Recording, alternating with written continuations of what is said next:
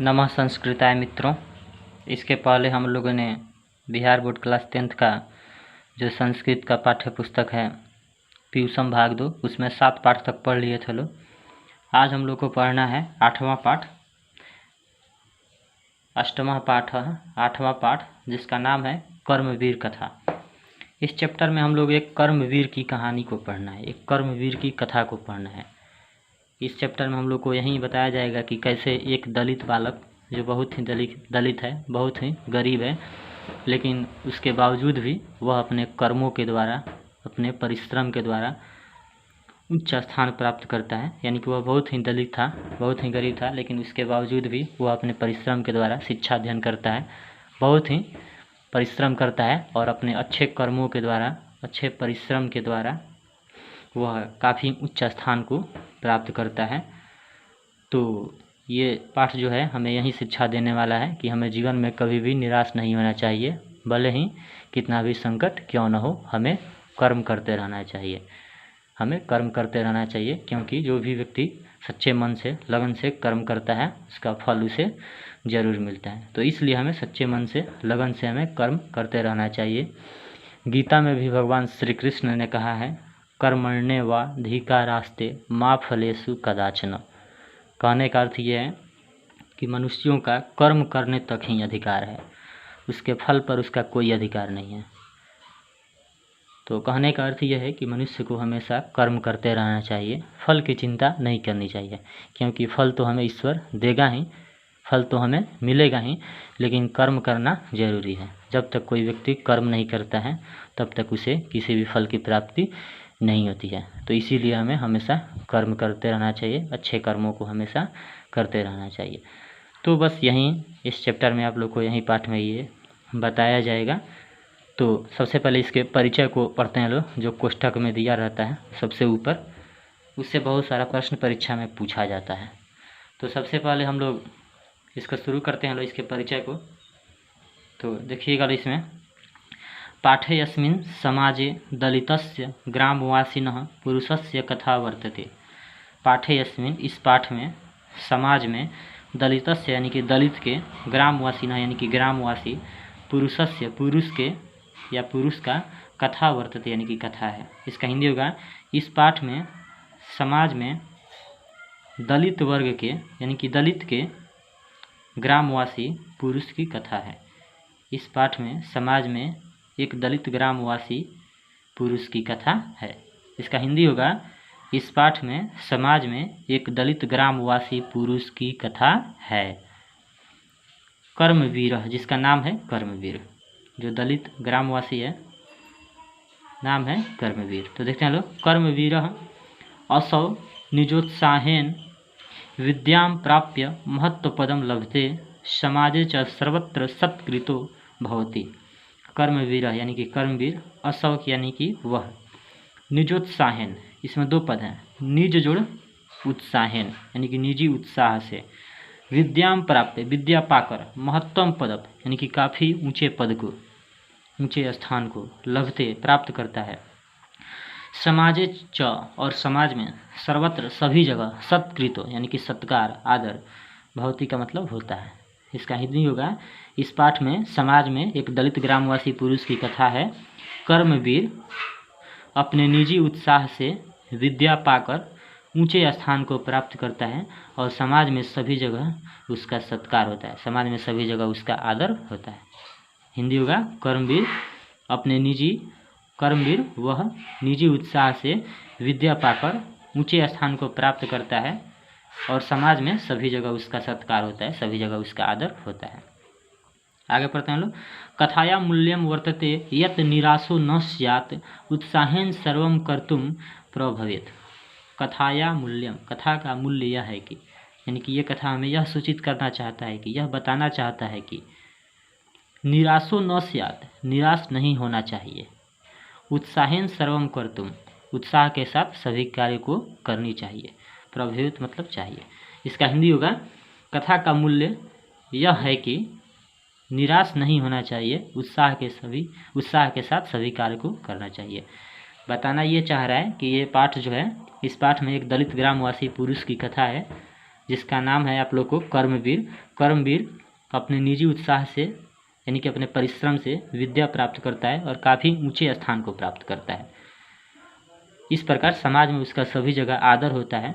तो इस कथा का मूल्य यही है कि हमें जीवन में कभी भी निराश नहीं होना चाहिए, कितना भी कठिनाई क्यों ना आए हमें जीवन में निराश नहीं होना चाहिए। उत्साह के साथ सभी कर्मों को करना चाहिए, सभी कार्यों को करनी चाहिए, तभी जाकर के हमें सफलता मिलेगी। तो परिचय खत्म हुआ, आगे देखते हैं लोग।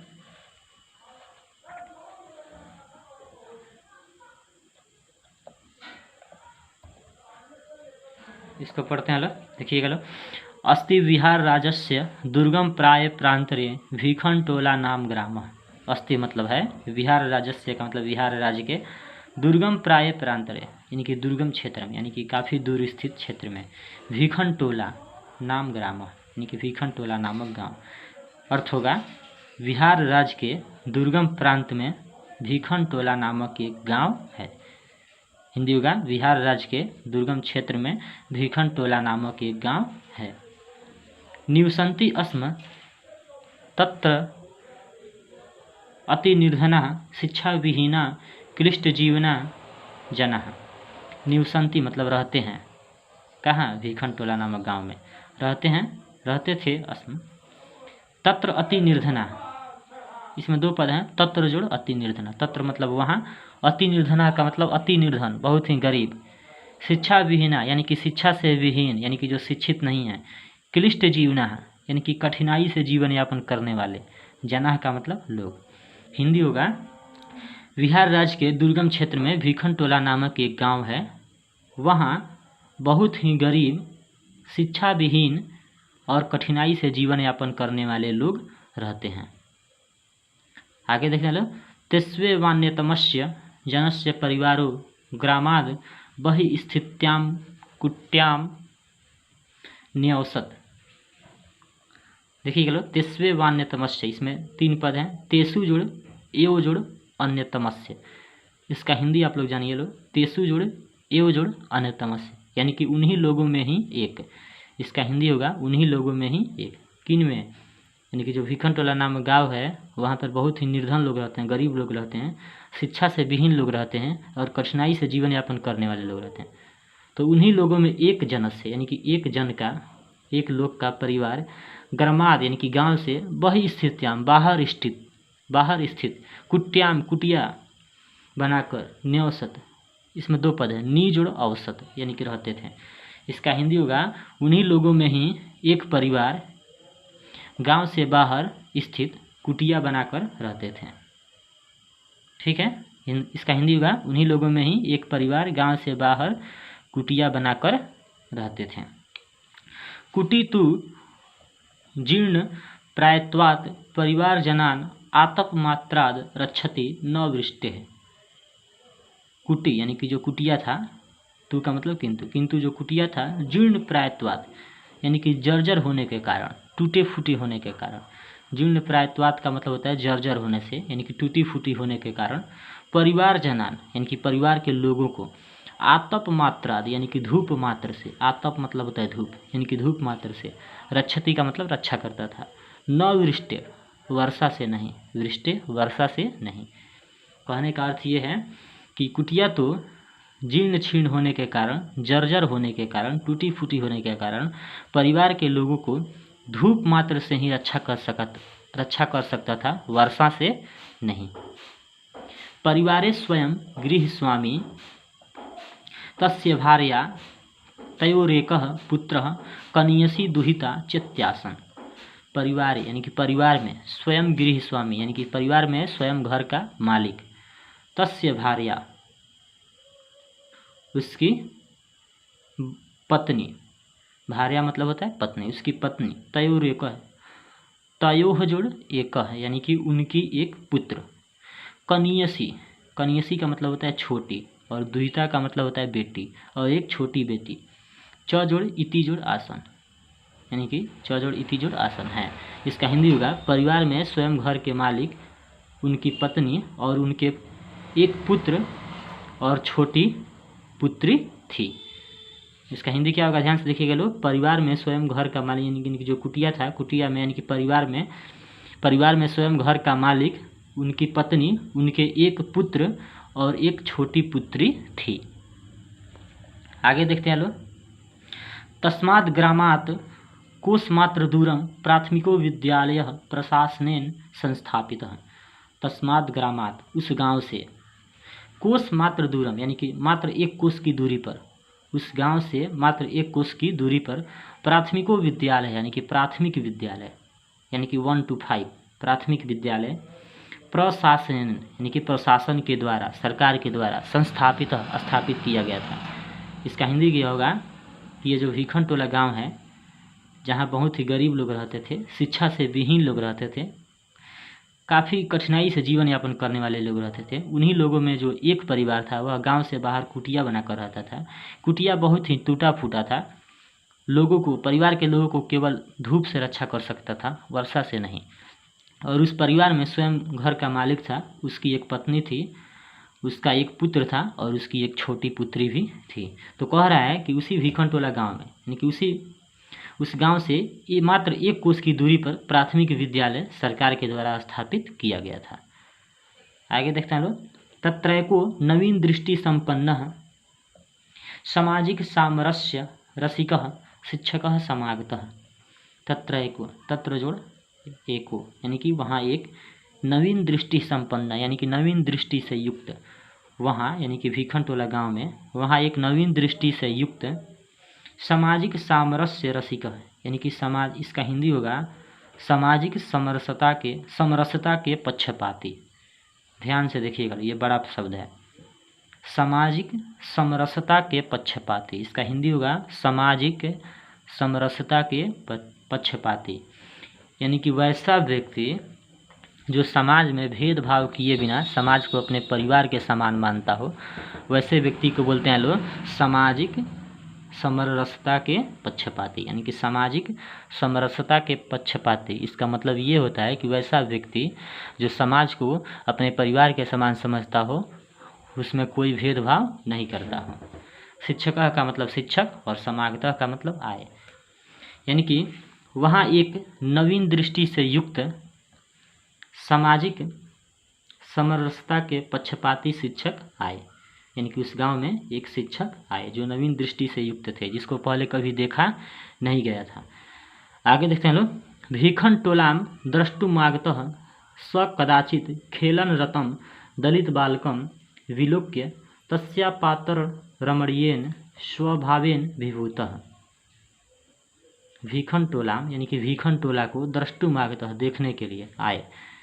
भीखन टोला को, यानी कि जो गांव का नाम था भीखन टोला, भीखन टोला को देखने के लिए आए। स कदाचित, स का मतलब वह, कदाचित मतलब कहीं, यानी कि वह कहीं खेलन रतम यानी कि खेल में मग्न, दलित बालकम यानी कि गरीब बालक को, दलित बालक को, विलोक्य देखकर, तस्य जुड़ अपातर रमणीयन, तस्य मतलब उसके, अपातर रमणीयन का मतलब होता है सहज आकर्षक से, स्वभावेनाभिभूत यानी कि अभिभूत हुए, प्रभावित हुए। ठीक है, इसका हिंदी होगा, यहाँ से बता दे रहे हैं, उस गांव में मात्र 1 कोश की दूरी पर प्राथमिक विद्यालय सरकार के द्वारा स्थापित था। वहाँ एक नवीन दृष्टि से युक्त सामाजिक समरसता के पक्षपाती शिक्षक आए। भीखन टोला को देखने के लिए वह कहीं, यानी कि वह कदाचित खेल में मग्न एक दलित बालक को देखकर उसके सहज आकर्षक से अभिभूत हुए, प्रभावित हुए। यानी कि जैसे ही वे भीखन टोला को देख रहे थे, उसी समय एक वह खेल में मग्न एक दलित बालक को देखा, यानी कि एक ऐसा बालक को देखा जो खेल रहा था और वह खेल में काफ़ी मग्न था, यानी कि खेल में वह घुल मिल गया था उस समय। तो उसके मतलब वैसे बालक को देखा और उसके सहज आकर्षक से वह शिक्षक जो था वह अभिभूत हो गया, प्रभावित हुआ, यानी कि उसके खेल से देख करके वह शिक्षक क्या हुए, प्रभावित हुए। तो इसका हिंदी बता दें फिर से। भीखन टोला को देखने के लिए वह कदाचित खेल में मग्न एक दलित बालक को देखकर उसके सहज आकर्षक से अभिभूत हुए, प्रभावित हुए। शिक्षकम बालक मेनम स्वविद्यालय मानीय स्वयं शिक्षितुमारभत। शिक्षकम का मतलब शिक्षक, बालकमेनम यानी कि उस बालक को, स्वविद्यालयम मानीय, इसमें दो पद है, स्वविद्यालय जुड़ विद्यालयम जुड़ आनीय, स्वविद्यालयम जुड़ आनीय यानी कि शिक्षक बालक को अपने विद्यालय में लाकर, स्वयं का मतलब स्वयं, खुद, शिक्षितु मार्वत यानी कि पढ़ाने लगे। इसका हिंदी होगा शिक्षक बालक को अपने विद्यालय में लाकर स्वयं पढ़ाने लगे। आगे देखते हैं लोग, बालको अपि तस्य शिक्षण शैल्या कृष्ट शिक्षा कर्म जीवनस्य परमागति रीति मन्यमानो निरंतर मध्यवसायेन विद्याधिगमगाय निरतो अभूत। देखिएगा लोग, इसका हिंदी होगा बालको अपि यानी कि बालक भी, तस्य का मतलब उनके यानी कि शिक्षक के, यानी कि बालक भी उनके शिक्षण शैल्याकृष्ट यानी कि शिक्षण शैली से आकृष्ट होकर के, आकर्षित होकर के, उनके पढ़ाने के तरीक़ा से आकर्षित होकर के, शिक्षा कर्मस्य जीवनस्य परमा गति ही जोड़ इति यानी कि शिक्षा कर्म ही जीवन की परम गति है। शिक्षा कर्म ही क्या है? जीवन की परम गति है। मन्य मानो ऐसा मानकर, निरंतरम स्वाध्यायसेन यानी कि देखिए निरंतरम ध्येय व सायन यानी कि निरंतर का मतलब होता है हमेशा, और स्व अध्यायसेन का मतलब होता है परिश्रम से। विद्याधिगमगा यानी कि विद्या लाभ के लिए, विद्या प्राप्ति के लिए। निरतो अभूत यानी कि निरत हो गया, जुट गया। हिंदी होगा इसका, हिंदी ध्यान से देखिएगा लो, यानी कि जब शिक्षक उस बालक को अपने विद्यालय में लाकर पढ़ाने लगे, उसके बाद से देखिएगा लो, बालक भी उनके शिक्षण शैली से आकृष्ट होकर के, शिक्षा कर्मी जीवन की परम गति है ऐसा मान करके हमेशा अपने परिश्रम से विद्या लाभ के लिए जुट गया, विद्या लाभ के लिए लग गया। यानी कि कहने का अर्थ ये है कि बालक भी उनके शिक्षण शैली से आकृष्ट हुआ और शिक्षा कर्म ही जीवन की परम गति है ऐसा माना वह, और ऐसा मानते हुए अपने परिश्रम से विद्या प्राप्ति में लग गया। आगे देखते हैं लोग, क्रमशः उच्च विद्यालयं गतस्य तस्यैव शिक्षक सध्यापनेन स्वाध्यायसायेन च प्राथम्यम प्राप्त यानी कि क्रमशः उच्च विद्यालय यानी कि उच्च विद्यालय को, गतः जोड़ तस्य जो तस्यैव यानी कि गतः का मतलब जाकर, यानी कि क्रमशः उच्च विद्यालय में जाकर वह शिक्षक से अध्यापन, कहने का अर्थ है कि शिक्षक के अध्यापन से, शिक्षक की पढ़ाई से, स्वाध्यायसेन इसका मतलब ये होगा अपने परिश्रम से, स्वाध्यायसायन का मतलब होता है अपने परिश्रम से, च का मतलब और, प्राथम्यम का मतलब प्रथम और प्राप्यम का मतलब प्राप्त करना। हिंदी देखिएगा, इसका हिंदी होगा क्रमशः उच्च विद्यालय में जाकर वह शिक्षक के अध्यापन से और अपने परिश्रम से प्रथम स्थान प्राप्त किया। यानी कि जब उसको प्राथमिक विद्यालय में लाया गया और शिक्षक जब पढ़ाने लगे तो वह शिक्षा कर्म को ही जीवन की परम गति है ऐसा माना, और वह परिश्रम के द्वारा शिक्षा प्राप्ति में जुट गया और क्रमशः उच्च विद्यालय में जा कर के शिक्षक के अध्यापन से और अपने परिश्रम से प्रथम स्थान प्राप्त किया, उसी को बता रहा है, यानी कि कर्मवीर। तो देखिएगा, इसका फिर से हिंदी बता दे रहे हैं कि क्रमशः उच्च विद्यालय में जाकर शिक्षक के अध्यापन से और अपने परिश्रम से प्रथम स्थान प्राप्त किया। आगे देखते हैं लोग, छात्राणाम अध्ययनम तपः इति भूयो भूयः स्वविद्या गुरुणोपदिष्टत असौ बालकः पितृरर्थाभावे अपि छात्रवृत्त्या कनियश्च छात्राणाम शिक्षण लब्धेन धनेन च नगरगते महाविद्यालये प्रवेशम अलभत। इसका हम शब्दों को तोड़ तोड़ कर बता दे रहे हैं, इसमें लंबा लंबा शब्द दिया हुआ है, संधि विच्छेद करिएगा तो समझ में आएगा। देखिएगा लोग, छात्राणाम इसमें दो पद हैं, छात्राणाम जुड़ अध्ययनम यानी कि छात्रों का अध्ययन, तपः का मतलब तपस्या है, छात्रों का अध्ययन ही तपस्या है, इति मतलब ऐसा, भूयो भूयः बार बार, इसका हम संधि विच्छेद कर रहे हैं, ध्यान से देखिएगा लोग। स्वविद्या गुरुड़ा जोड़ उपदिष्टः जोड़ असौ, इसका हिंदी होगा अपने विद्या गुरु से उपदेशित होकर वह, अपने विद्या गुरु से उपदेशित होकर वह, बालकः का मतलब बालक। पितृरर्थाभावे इसका मतलब होगा पिता के अर्थ भाव में भी, यानी कि पिता के पास पैसे की कमी रहते हुए भी छात्रवृत्ति यानी कि छात्रवृत्ति पाकर कनिष्ठ छात्राणाम यानी कि छोटे छात्रों के बीच, कनिष्ठ छात्राणाम का मतलब होता है छोटे छात्रों के बीच, शिक्षण लब्धेन यानी कि शिक्षा पाने से, धनेन का मतलब धन से, धन के द्वारा, च का मतलब और, नगर गते का मतलब नगर में जाकर, महाविद्यालय का मतलब महाविद्यालय में, प्रवेशम अलभत यानी कि प्रवेश पाया, दाखिला पाया। इसका हिंदी देखिएगा लोग, यानी कि क्रमशः उच्च विद्यालय में जाकर शिक्षक के अध्यापन से और अपने परिश्रम से प्रथम स्थान प्राप्त किया। छात्रों का अध्ययन ही उनकी तपस्या है, ऐसा बार बार अपने विद्या गुरु के द्वारा उपदेशित होकर वह बालक पिता के अर्थभाव में भी, पिता के पास पैसे की कमी रहते हुए भी छात्रवृत्ति पाकर छोटे छात्रों के बीच शिक्षा पाने के लिए नगर में गया और नगर के महाविद्यालय में प्रवेश पाया। देखिए लोग, बड़ा पंक्ति है, बहुत ही बड़ा पंक्ति है। फिर से इसका हिंदी बता रहे हैं। छात्रों का अध्ययन ही उनकी तपस्या है, ऐसा बार बार अपने विद्या गुरु के द्वारा उपदेशित होकर वह बालक पिता के अर्थभाव में भी, पिता के पास पैसे की कमी रहते हुए भी छात्रवृत्ति के सहारे छोटे छात्रों के बीच शिक्षा पाने के लिए नगर में जाकर के महाविद्यालय में प्रवेश पाया, महाविद्यालय में दाखिला करवाया। कहने का अर्थ ये कि छात्रों का अध्ययन ही उनकी तपस्या है, ऐसा वह बार बार अपने विद्या गुरु के द्वारा उपदेशित होता था, अपने बार बार गुरु के द्वारा ऐसा सुनता था कि छात्रों का अध्ययन ही क्या है, उनकी तपस्या है।